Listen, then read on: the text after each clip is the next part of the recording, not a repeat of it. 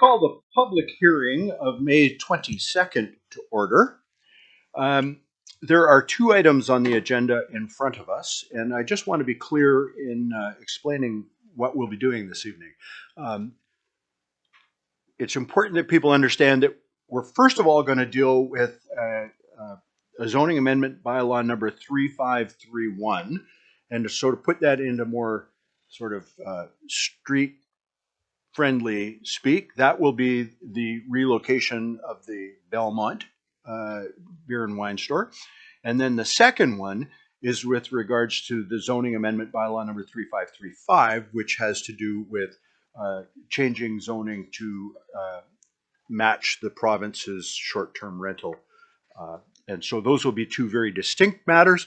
When we finish with the one, comments will be closed on that matter, and then we'll do the second one. Comments will be closed on that matter. A reminder to council, and just to make clear to the public, after the public hearing is, these processes are very prescribed and by law. And going into a public hearing, council is free to have opinions on any matter. They may not have a closed mind. It's often expressed as they don't need to have an empty mind, but they can't have a closed mind. So in other words, it would be a fair game leading into this public hearing, or even during the public hearing, for a councillor to say, you know, I might currently thinking this, but I'm open to be persuaded. Give me more information, right? So that's why we're here, is to gather information from the public. However, when the public hearings have concluded, councillors can receive no further information of any sort from any form with regards to this. So no phone calls, no texts, no emails, no chat amongst ourselves. This is it, this information, and then it closes until we move into a council meeting and discuss the matter in council. And that includes the portion of the public regular meeting that allows for comments from the public on any item on the agenda. It will be any item on the agenda except those two, because we simply, once this public hearing is concluded, there's no opportunity for more information. So with that, when we go into it, I want to make sure that people are really clear that any person and every person who believes they have an interest in the matter, in the property affected, that their interest is affected, is free to come and speak to the proposed bylaw change, and we'll make sure that time is allowed for that. Each presenter is provided with a maximum of 5 minutes to address council. When you begin your presentation, you'll come up, sit down at the table, hit the microphone so that it turns on, and then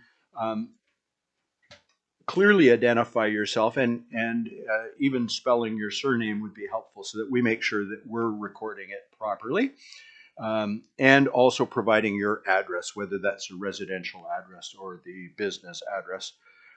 Also, this isn't a question period, so this is an opportunity for you to make your concerns known.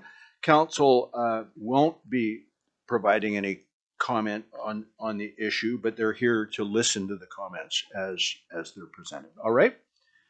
So with that, we'll move to item number 2, which is first of all the report from planning with regards to the City of Prince Rupert zoning amendment bylaw number 3531. Dr. Buchan, is there anything that needs to be added with regards to this? No, Your Worship. All right. Then we'll move into item B, which is to invite any member of the public who would like to come and address council with regards to bylaw number 3531 to approach at this time.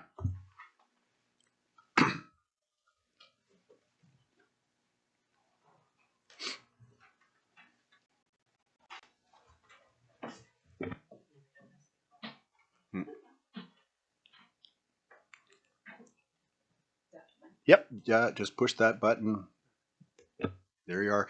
Maybe bring it down just a little bit so you're speaking more directly into it. Yeah, perfect. Good evening, Mayor and Council. I'm Susan McKenzie from Bell Rupert Holdings, which operates the Belmont Liquor Store, and we are currently applying for the amendment change so we can get our business up and running again.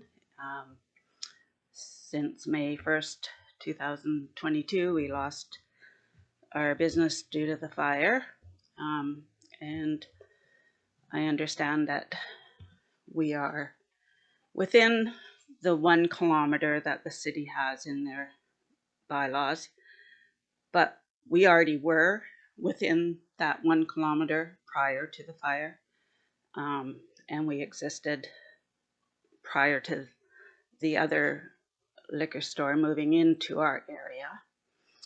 And we thought about rebuilding, but the costs of rebuilding on our current location have just skyrocketed, and we thought it was quicker to go this avenue by leasing a new location, and we have found that this location at 801 2nd Avenue, which is only maybe 150 feet from our current location, to be a good site for that.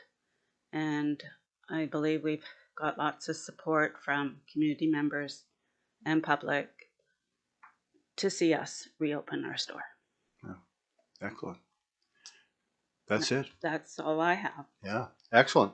And I'll note, just for people that are listening at home or otherwise, that council has been provided with all the letters, emails, etc., which were sent to the corporate officer. So we've got quite a few of them here. And I'll just check, Dr. Buchan, were there any more received after these were? Yeah. Thank you, Mr. Mayor. We do have 14 that were received in favor, 1 against, and the one that came in today was just an explanation email that came from a representative for Bell Rupert Holdings. Okay, thank you. Excellent. That's excellent. Thank you. Thank you. Any other member of the public that would like to address council on this matter? You're free to do so at this time.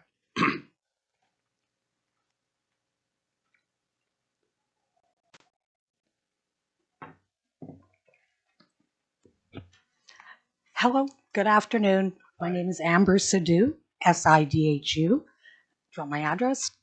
241 Cormorant Road, Prince Rupert, BC. I'm the manager of the liquor warehouse on Park Avenue.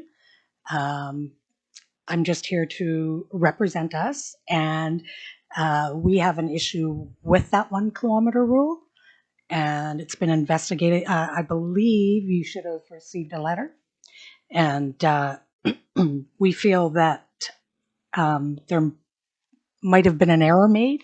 I'm just going to read this out here. In the LCRB's issuance of the, PSA for the liquor store relocation, there appears to have been a misrepresentation and an erroneous application of exemption to the LCRB's 1 kilometer rule. And we were further investigating, and the lady that's in charge of that relocation stuff is away till August 22nd. So we were hoping for a postponement or a little bit of a delay till she gets back so we can investigate further that there wasn't anything wrong happening there. So we would appreciate that if we could make that happen. And the only other, I have a question though, but you said no questions. It's a third reading? Sorry? This is going to be the third reading for this? No?